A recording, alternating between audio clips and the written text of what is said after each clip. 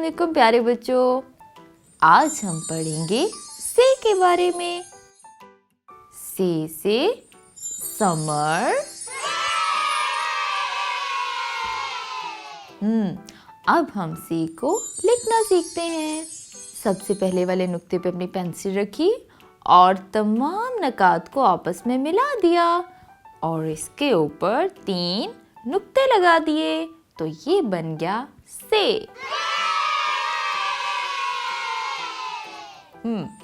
अब एक और से लिखते हैं। सबसे पहले वाले नुक्ते पे अपनी पेंसिल रखें और तमाम नकात को आपस में मिला दिया और इसके ऊपर 3 नुक्ते लगा दें तो ये बन जाएगा से। तो प्यारे बच्चों, अब जल्दी से बाकी तमाम से की प्रैक्टिस करें और अपनी मामा को दिखाएं। Bye bye.